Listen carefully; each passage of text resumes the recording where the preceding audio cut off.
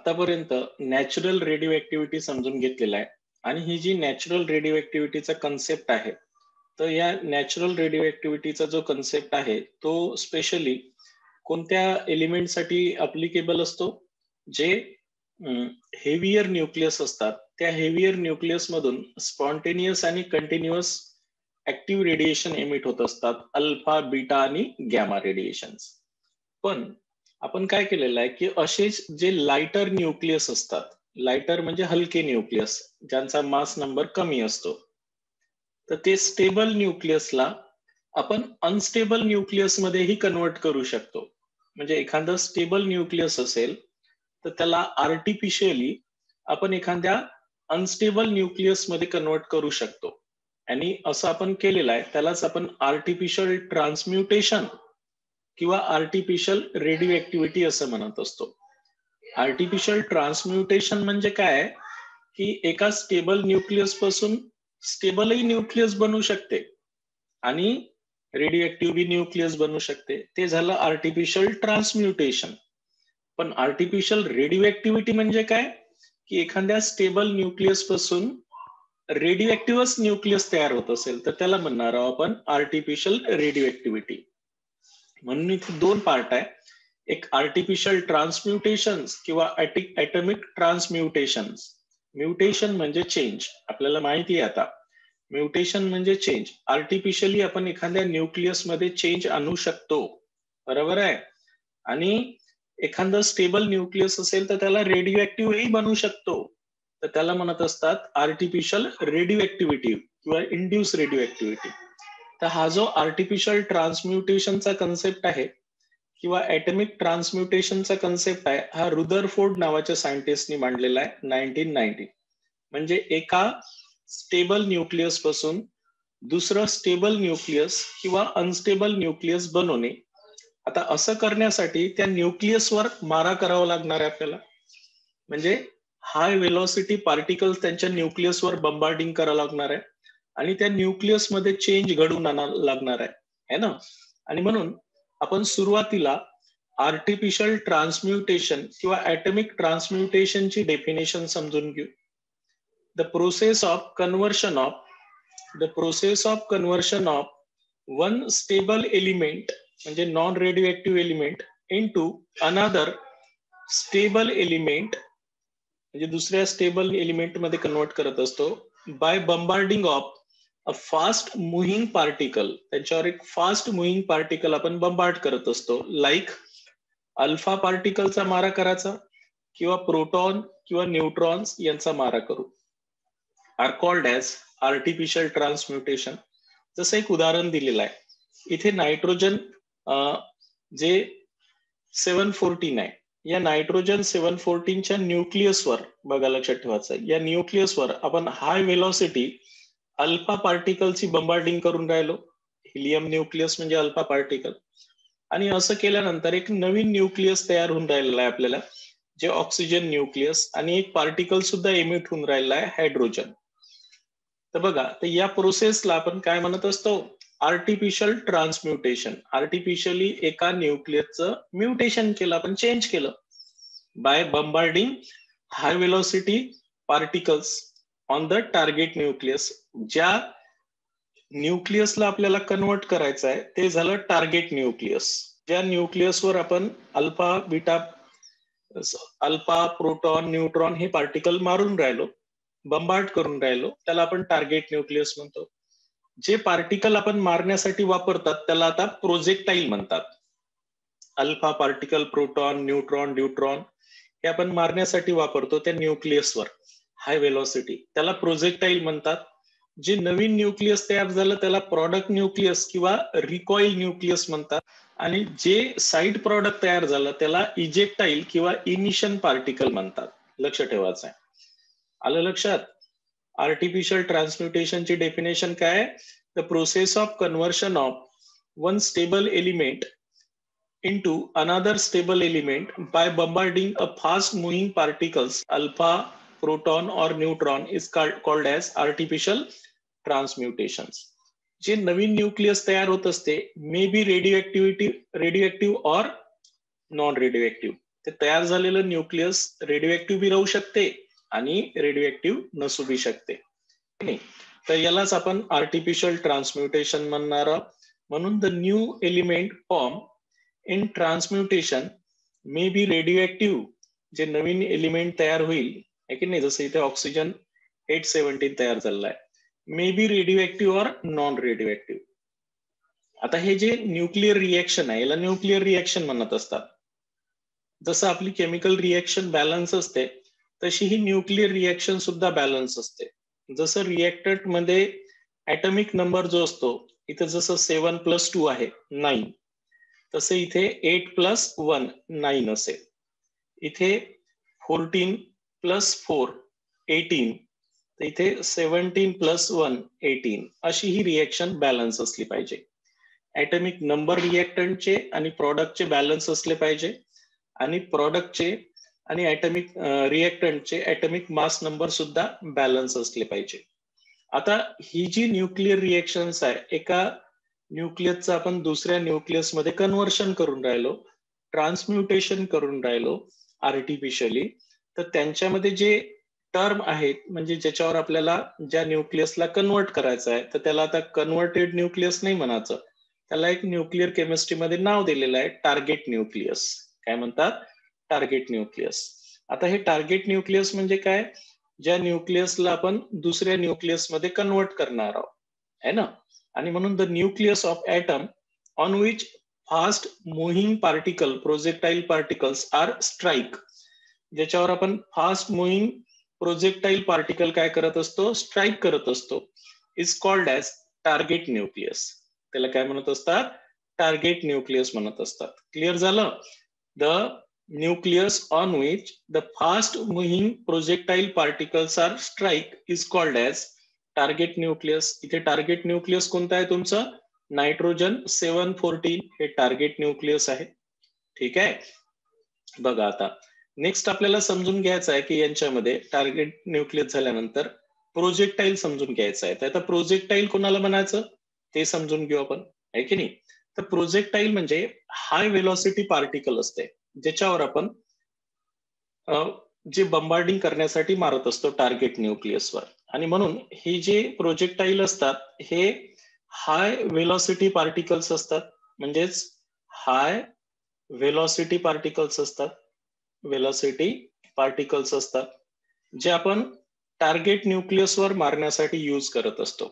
आणि म्हणून the fast moving particle which strike on the stable nucleus, that is target of an atom, is called as projectile. जे high velocity particle असतात जे आपण target न्यूक्लियसवर strike करण्यासाठी मारण्यासाठी वापरत असतो, इज कॉल्ड ॲज प्रोजेक्टाईल. आता हे जे प्रोजेक्टाईल आहे याचा स्पीड इतका पाहिजे की ते न्यूक्लियसच्या अंदर गेले पाहिजेत, बरोबर आहेत की नाही. मग त्यासाठी काही इन्स्ट्रुमेंट आहे जे त्या पार्टिकलला खूप जास्त ऍक्सिलरेट करतात, म्हणजे त्याचा स्पीड वाढवतात. हे जसं तुमच्या डायग्राम मध्ये दिसते, इथून हा आयन असेल तर याचा ऍक्सिलरेशन चालू आहे, म्हणजे खूप जास्त स्पीडनं फिरल, आहे की नाही. जसं आपण गोफन वापरतो, फिरोली गोफन, की तो गोटा एकदम स्पीडनं जातो, तसं हे ऍक्सिलरेटर आहे. म्हणून हे जे हाय व्हेलॉसिटी पार्टिकल आपण टार्गेटवर मारणार आहोत त्यासाठी जे ऍक्सिलरेशन करण्यासाठी जे इन्स्ट्रुमेंट लागते त्याला आपण सायक्लोट्रॉन किंवा बिटाट्रॉन असं म्हणत असतो. टू ऍक्सिलरेट द प्रोजेक्टाईल, हे जे प्रोजेक्टाईल आहे जे हाय व्हेलॉसिटी पार्टिकल आपण टार्गेट न्यूक्लियसवर मारणार आहोत, that the appearance like cyclotrons or betatrons are use. त्यांचं ऍक्सिलरेशन करण्यासाठी आपण कोणाचा यूज करत असतो? सायक्लोट्रॉन किंवा बिटाट्रॉन नावाच्या इन्स्ट्रुमेंटचा यूज करत असतो. आता हे जे प्रोजेक्टाईल असतात हे एक तर अल्फा पार्टिकल असतात 2-4, म्हणजेच हिलियम न्यूक्लियस, आहे की नाही. हे न्यूट्रॉन राहतात, न्यूट्रॉन म्हणजे 0-1 चार्ज 0 मास 1. एक तर प्रोटॉन राहू शकतात 1p1 किंवा याला 1h1 असंही लिहू शकतो, किंवा ड्यूटेरियॉन राहू शकतात. ड्यूटेरियॉन म्हणजे 1d2 असं राहू शकतात. तर हे हाय व्हेलॉसिटी पार्टिकल्स आपण टार्गेट न्यूक्लियसवर मारण्यासाठी जे वापरत असतो त्याला आता केमिस्ट्रीमध्ये काय म्हणायचं? प्रोजेक्टाईल म्हणायचं. आता जी नवीन न्यूक्लियस तयार होत असते त्याला आपण प्रोन्यूक्लियस किंवा रिकॉइल न्यूक्लियस म्हणणार आहोत. ते सुद्धा पाहू आपण, प्रोडक्ट न्यूक्लियस किंवा रिकॉइल न्यूक्लियस. आणि त्यामुळं प्रोजेक्टाईल झाल्यानंतर रिकॉइल न्यूक्लियस समजून घेऊ आपण. आता नेमकं रिकॉइल न्यूक्लियस कोणाला म्हणायचं आहे माहितीये का? जी नवीन न्यूक्लियस तयार होत असते ज्या वेळेस आपण हाय वेलोसिटी प्रोजेक्टाईल टार्गेट मॉलिक्युल्सवर स्ट्राईक केल्यावर. The new nucleus form when fast moving particles strike on the nucleus is called as product nucleus or recoil nucleus. हे जे प्रोडक्ट्स आहे किंवा रिकॉइल न्यूक्लियस कोणाला म्हणायचं? अ न्यू न्यूक्लियस फॉर्म, जे नवीन nucleus तयार होत असते आहे की नाही, हे जे नवीन न्यूक्लियस तयार होणार आहे. Fast moving projectile particles are strike on the target nucleus. जेव्हा फास्ट मुव्हिंग पार्टिकल्स टार्गेट न्यूक्लियसवर मारा करू आपण, त्यावेळेस जे न्यू न्यूक्लियस तयार होत असते तर that is called as recoil nucleus or product nucleus, आहे की नाही. आता हे product nucleus may be radio or may not be radioactive in artificial transmutation, but in artificial radioactivity the nucleus is always radioactive. Okay. त्यानंतर emission particles, जे particle by product म्हणतो आपण आता, तर त्याला इमिशन पार्ट्स किंवा इजेक्टाईल म्हणत असतात.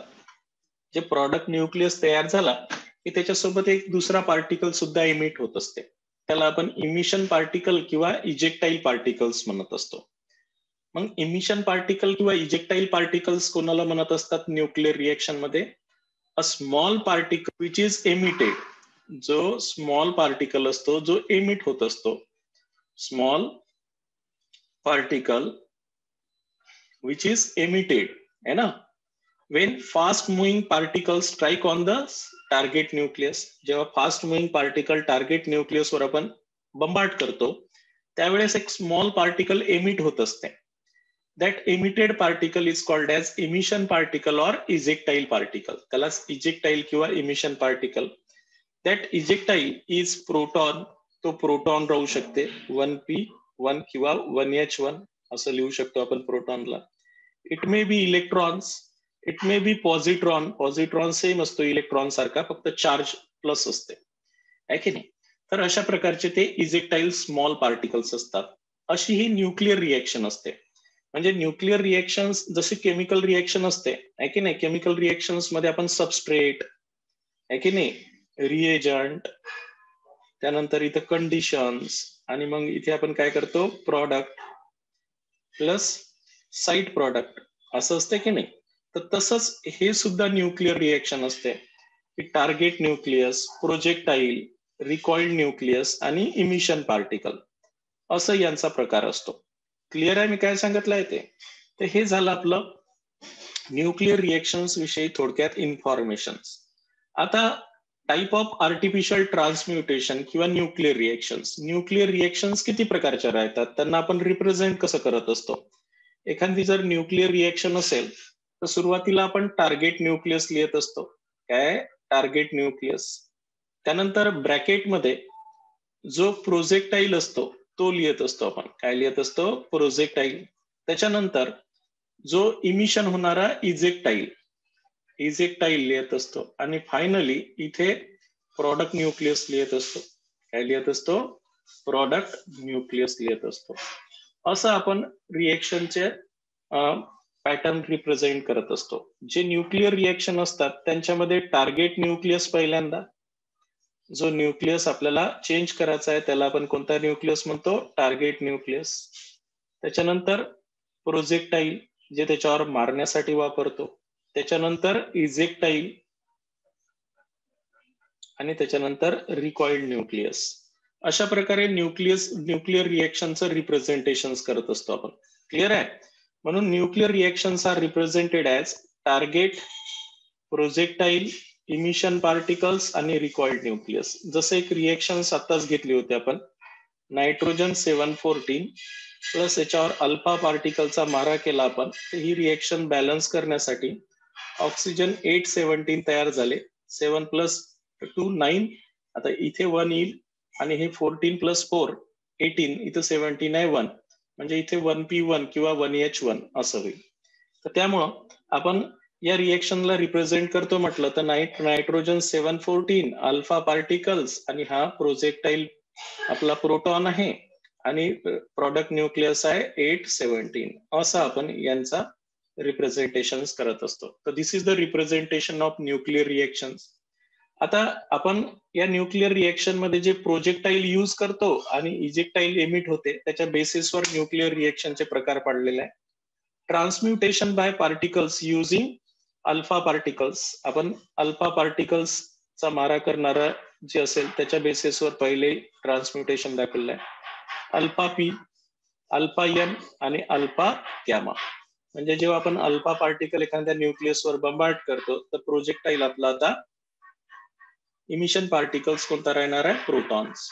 त्यानंतर जसं इथे आपण अल्फा पार्टिकल या बेरिलियम 490 वर बंबार्ड केला, त्यानंतर आपल्याला भेटला न्यूट्रॉन हा इमिशन पार्टिकल्स. त्याच्यामुळे alpha N type, alpha gamma reaction. जेव्हा आपण एखादा प्रोजेक्टाईल याच्यावर बंबार्ड करतो टार्गेट न्यूक्लियसवर अल्फा पार्टिकल्स, इथे आपण अल्फा पार्टिकल बंबार्ड करून राहिलो, तर जो नवीन न्यूक्लियस तयार होईल तर त्याचा ॲटॉमिक नंबर 5 आहे आणि मास नंबर 11 आहे, तर इथे 0 येईल, गॅमा पार्टिकल इमिट होईल.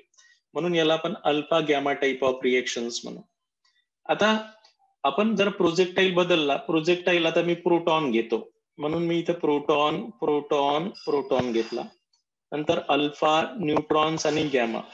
प्रोटॉन जर आपण याच्यावर बंबार्ड केला नायट्रोजन 714 वर आणि 611 जर तयार झाला तर हे बॅलन्स करण्यासाठी 2 आणि 4 म्हणजे अल्फा पार्टिकल इमिट होईल.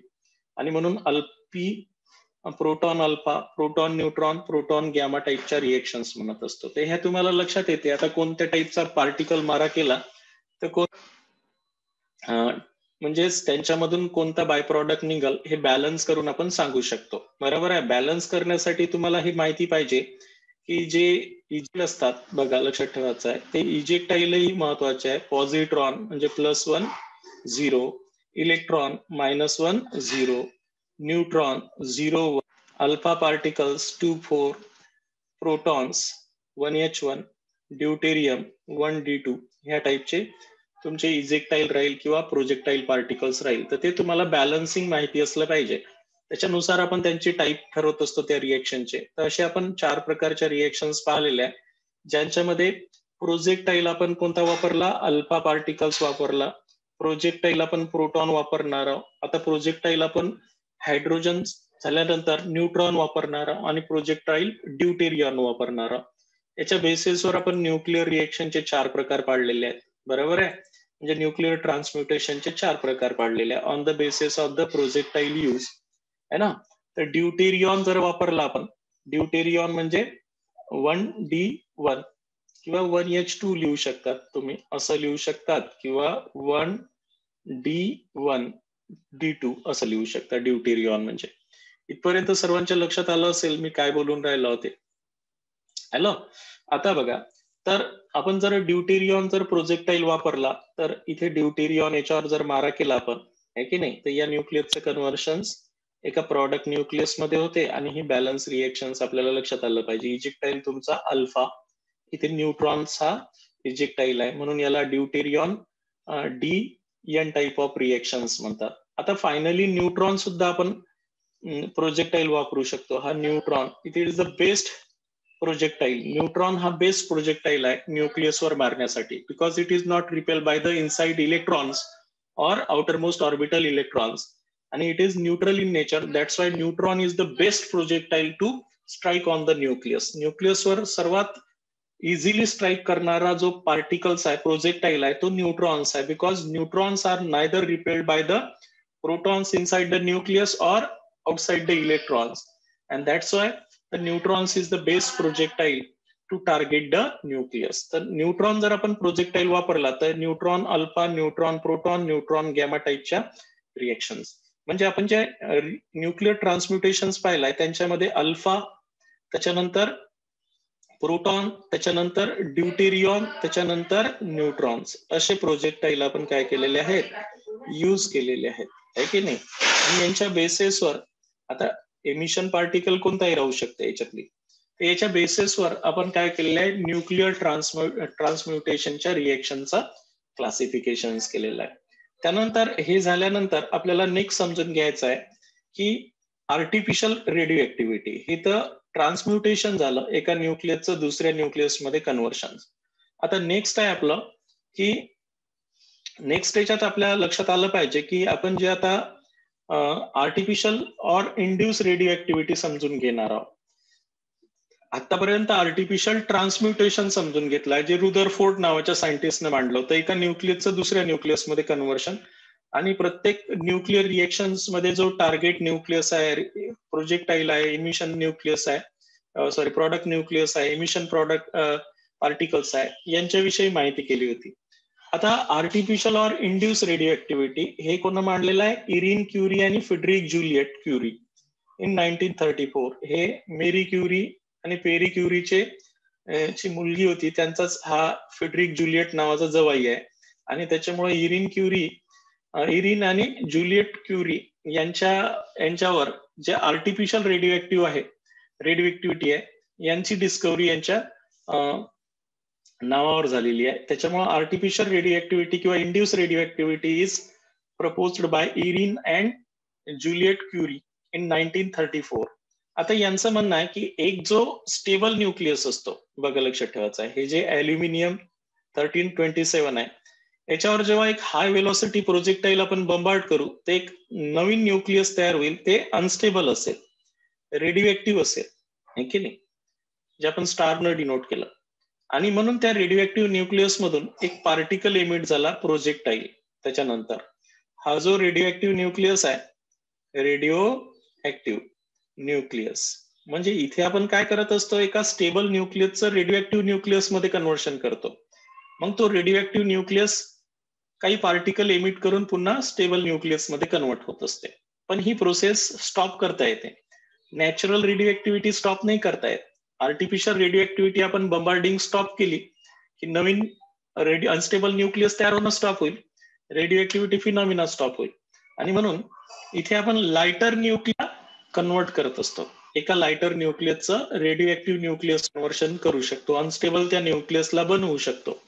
आणि म्हणून the process of conversion of stable nucleus, ज्या प्रोसेसमध्ये एका स्टेबल न्यूक्लियसला आपण into unstable radio active nucleus मध्ये कन्वर्ट करतो by bombarding the fast moving projectile particles. त्यांच्यावर फास्ट मुव्हिंग प्रोजेक्टाईल पार्टिकल्स मारा करून are called as artificial radio activity or induce radio activity. त्यालाच आपण आर्टिफिशियल रेडिओ ऍक्टिव्हिटी किंवा इंड्यूस रेडिओ ऍक्टिव्हिटी म्हणत असतो. And artificial radio isotopes decay by the emission of, जसं natural radio activity मध्ये alpha, beta आणि गॅमा रेडिएशन्स निघत होते, तसं या नॅचरल रेडिओ ऍक्टिव्हिटी मध्ये काय निघत असतात माहितीये का? पॉझिट्रॉन. याच्यात अल्फा, बीटा, गॅमा रेज निघत नाही, पॉझिट्रॉन निघतात, इलेक्ट्रॉन्स निघतात किंवा गॅमा रेज निघतात. काय निघतात? Gamma rays. The artificial radioactive isotopes decay by the emission of positrons. यांच्यामधून हे जे आर्टिफिशियली तयार झालेला आर्टिफिशियल जो रेडिओ एलिमेंट तयार झालाय, decay by the emission of positron or by emission of electrons or mode of decay radioactive isotope upon the adjustment of protons and neutrons. आता हे जे न्यूक्लियस आहे, या न्यूक्लियस मध्ये प्रोटॉन्स आणि न्यूट्रॉनचा रेशो कसा आहे की नाही, टू प्रोटॉनचा रेशो कसा आहे, त्याच्यावर तो कोणता पार्टिकल एमिट आहे हे डिपेंड आहे की नाही. तर त्यामुळं आर्टिफिशियल रेडिओ ऍक्टिव्हिटी समजलं तुम्हाला मी काय म्हटलं आहे ते. आर्टिफिशियल रेडिओ ऍक्टिव्हिटी किंवा इंड्यूस रेडिओ ऍक्टिव्हिटीची डेफिनेशन काय द्यायची आहे? The process of conversion of stable nucleus into unstable radio active nucleus. ज्या प्रोसेसमध्ये आपण एक stable nucleus unstable radio active nucleus मध्ये कन्वर्ट करत असतो by bombarding of fast moving projectiles are called as induce radio activity किंवा artificial radio activity. हा जो आर्टिफिशियल रेडिओ ऍक्टिव्ह न्यूक्लियस तयार झालेला आहे, तर याचा neutron to proton ratio unstable झालेला असते, एक तर ग्रेटर दॅन 1 किंवा लेस दॅन 1 झालेला असतो. त्यामुळे तो कोणता पार्टिकल एमिट करणार आहे, पॉझिट्रॉन एमिट करणार आहे का इलेक्ट्रॉन एमिट करणार आहे, ते डिपेंड आहे की त्याच्या न्यूट्रॉन टू प्रोटॉन रेशोच्या ऍडजस्टमेंटवर. ठीक आहे. तर अशा प्रकारे आपण आर्टिफिशियली एखाद्या स्टेबल न्यूक्लियसचं रेडिओ ऍक्टिव्ह न्यूक्लियस मध्ये कन्व्हर्शन करू शकतो. इथपर्यंत सर्वांच्या लक्षात आलं मी काय बोललो ते? बघा, नेक्स्ट आपल्याला समजून घ्यायचं आहे आता याच्यामध्येच, इथपर्यंत क्लिअर झालं असेल असं मी होप करतो. आणि समोरचं नेक्स्ट आता एमिशन ऑफ पॉझिट्रॉन, हे जे न्यूक्लियस आहे जे आपण आर्टिफिशियली रेडिओ ऍक्टिव्ह बनवले, तर त्यांच्यामधून पॉझिट्रॉन केव्हा एमिट होते? पॉझिट्रॉन एमिट होत असेल म्हणजे काय होते माहिती आहे का? त्यांच्यामध्ये जे न्यूक्लियस आहे त्या न्यूक्लियस मधला प्रोटॉनचं कन्व्हर्शन न्यूट्रॉन मध्ये होत असते. आता प्रोटॉन्स म्हटलं की तुम्हाला माहिती आहे की +1 चार्ज आहे आणि 1 मास असते. आणि न्यूट्रॉन जेव्हा तयार होईल तेव्हा 0 चार्ज आहे आणि 1 मास आहे. आता हे बॅलन्स करण्यासाठी, हे 0 आहे तर 1 करण्यासाठी आपल्याला +1 घ्यावं लागेल. आणि वर तर 1 आहे, तर हे 1 असल्यामुळं इथे 0 येईल. आणि असा कोणता पार्टिकल आहे ज्याचा +1 चार्ज आहे आणि 0 मास आहे, ते आहे पॉझिट्रॉन. म्हणून ज्यावेळेस न्यूक्लियस मध्ये प्रोटॉनची संख्या जास्त असेल, ते आपल्याला न्यूट्रॉन मध्ये कन्वर्ट करायचं असेल, म्हणजे होत असेल, तर त्यावेळेस पॉझिट्रॉन पार्टिकल्स याच्यातून काय होत असते? एमिट होत असते. कोणता पार्टिकल एमिट होत असते? पॉझिट्रॉन पार्टिकल एमिट होत असते. आणि म्हणून Wien the nucleus contain more number of proton, एखाद्या न्यूक्लियस मध्ये प्रोटॉनची संख्या जास्त असेल, काय असेल? प्रोटॉनची संख्या जास्त असेल, then the radioactive isotopes attain the stability by converting the protons into neutrons. मग तो स्टेबिलिटी कन्वर्ट करण्यासाठी न्यूट्रॉन टू प्रोटॉन रेशो वाढवणार आहे ना? मग न्यूट्रॉन्स मध्ये त्याचं कन्व्हर्शन होईल आणि प्रोटॉनचं जेव्हा न्यूट्रॉन मध्ये कन्व्हर्शन होईल, that time the positron is emitted. म्हणजे न्यूक्लियस मधून पॉझिट्रॉन केव्हा एमिट होत असते?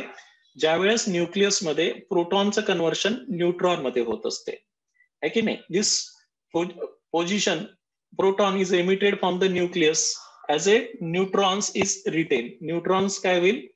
तसाच राहील. म्हणजे तो प्रोटॉन्स न्यूट्रॉन मध्ये कन्वर्ट होईल सरळ सरळ. दस मास नंबर रिमेन अनचेंज, म्हणून मास नंबरवर काही फरक पडणार नाही after the emission of positron. And atomic number decreases by 1 unit. पण ऍटमिक नंबर 1 न कमी होईल, कारण प्रोटॉन एक न्यूट्रॉन मध्ये कन्वर्ट होईल, है ना? आता बीटा पार्टिकलचं तर माहितीच आहे तुम्हाला. हे तर तुमच्या आर्टिफिशियलच्या ऐवजी नॅचरल रेडिओ ऍक्टिव्हिटी मध्ये घडत होतं. न्यूट्रॉनचं कन्व्हर्शन जेव्हा प्रोटॉन मध्ये होते, एखाद्या न्यूक्लियस मध्ये न्यूट्रॉन जास्त असेल, त्याला प्रोटॉन मध्ये कन्वर्ट व्हायचे असेल, तर न्यूट्रॉन्स 0-1 आपल्याला माहिती आहे, प्रोटॉन्स 1 P1, आणि हे बॅलन्स करण्यासाठी 0 येण्यासाठी हे -1 करावं लागेल. +1 -1 0 होईल, म्हणून हे 0 आहे.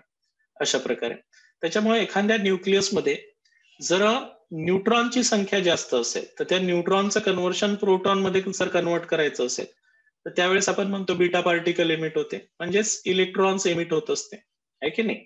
म्हणजेच न्यूट्रॉनचं कन्व्हर्शन प्रोटॉन मध्ये जर होत असेल, तर त्या time the electrons are emitted or beta particles are emitted when the nucleus contain more number of neutrons. जेव्हा न्यूक्लियस न्यूट्रॉनची संख्या जास्त असते, neutron to proton ratio greater than 1 असते, the radioactive isotopes attain the stability by converting the neutrons into protons. न्यूट्रॉनचं conversion proton मध्ये convert करून तो स्टेबल अटेंड करतो. आणि during this process they emit beta particles और पॉझिट्रॉन्स. ते positron किंवा बीटा पार्टिकल काय करतात? एमिट करत असतात. तर हे लक्षात आलं पाहिजे.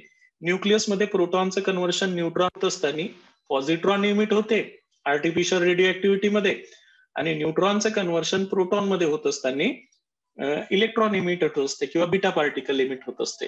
हे तुमच्या लक्षात आलं असेल. आता आलं लक्षात? आता बघा, हे झाल्यानंतर आपल्याला नेक्स्ट पाहायचं आहे याच्यामध्ये की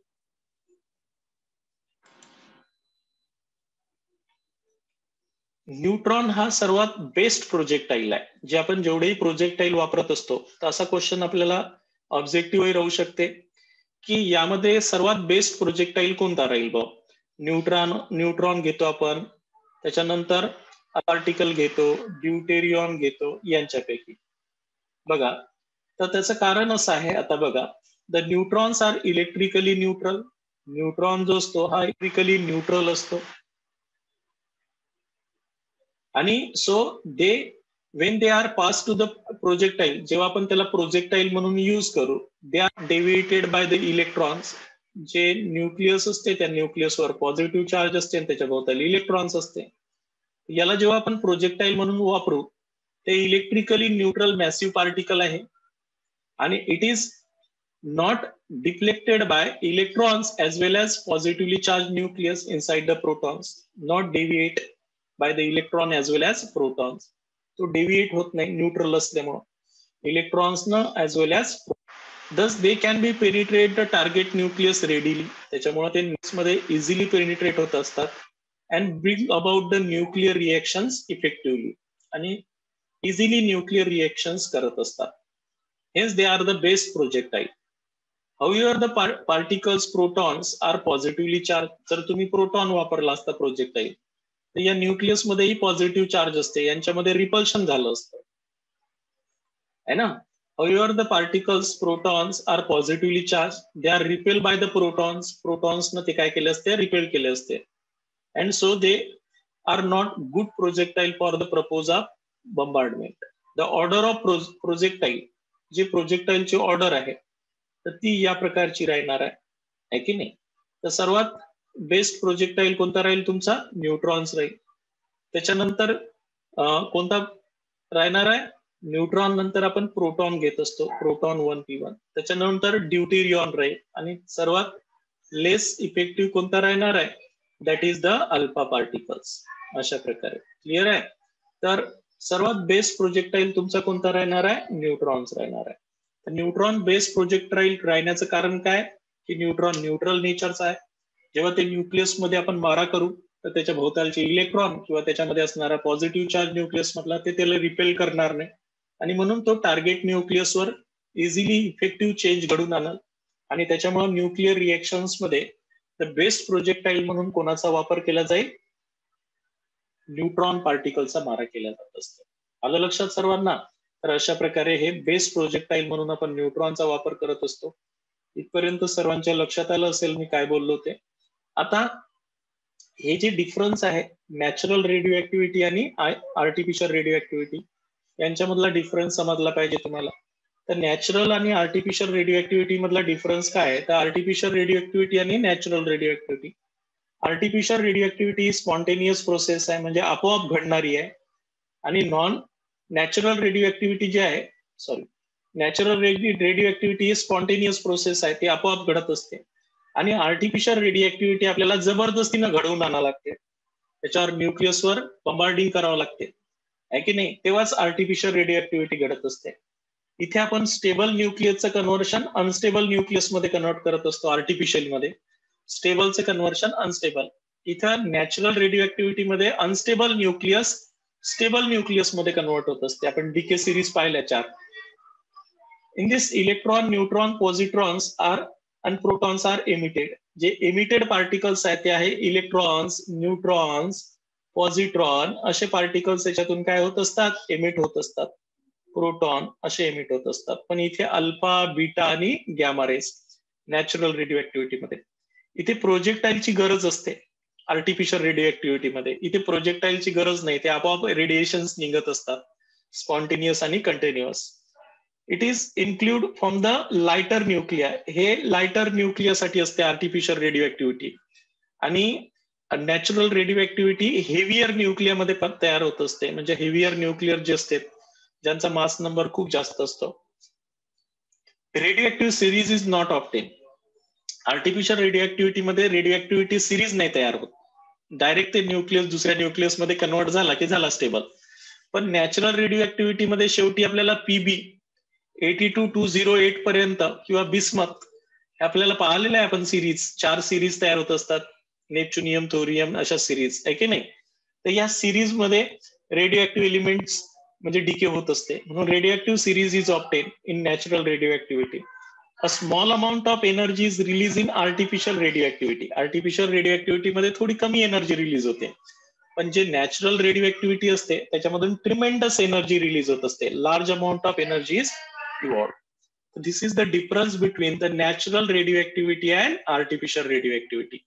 ते नॅचरल रेडिओ ऍक्टिव्हिटी आणि आर्टिफिशियल रेडिओ ऍक्टिव्हिटी मधला काय आहे डिफरन्स आहे. इथपर्यंत सर्वांना कळालं असेल नॅचरल आणि आर्टिफिशियल रेडिओ ऍक्टिव्हिटी मध्ये. नंतर आर्टिफिशियल ट्रान्सम्युटेशन आणि artificial radio activity. Artificial transmutation रुदरफोर्डनं मांडलेलं आहे, आणि artificial radio activity Irene Curie पेट्रिक ज्युलियट. आर्टिफिशियल ट्रान्सम्युटेशन मध्ये काय असते, एक प्रोसेस मध्ये conversion of stable nucleus into another stable nucleus किंवा रेडिओ ऍक्टिव्ह न्यूक्लियस मध्ये कन्वर्ट होऊ शकते.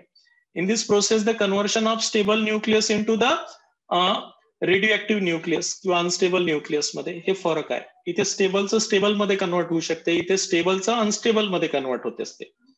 प्रॉडक्ट ऑप्टेन मे बी और may not be radio active.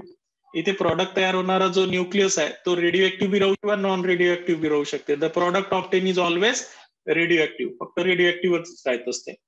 Emission of proton, neutron और ड्यूट्रियॉन. इथे एमिशन काय होत असते आर्टिफिशियल रेडिओ ऍक्टिव्हिटी मध्ये, बघा लक्षात ठेवायचं आहे. जे आर्टिफिशियल ट्रान्सम्युटेशन असते त्याच्यामध्ये जे पार्टिकल एमिट होत असतात ते तुमचे कोणते एमिट होत असतात, प्रोटॉन्स, न्यूट्रॉन्स किंवा ड्यूटेरियॉन्स एमिट होत असतात. आणि इथे तुमचा पॉझिट्रॉन, इलेक्ट्रॉन्स किंवा गॅमा रेज एमिट होत असते आर्टिफिशियल रेडिओ ऍक्टिव्हिटी मध्ये. अल्फा बीटा गॅमा रेज नाही निघत. त्याच्यानंतर the process is stop by the bombardment is stop. जसं ही बंबार्डमेंट आपण प्रोजेक्टाईल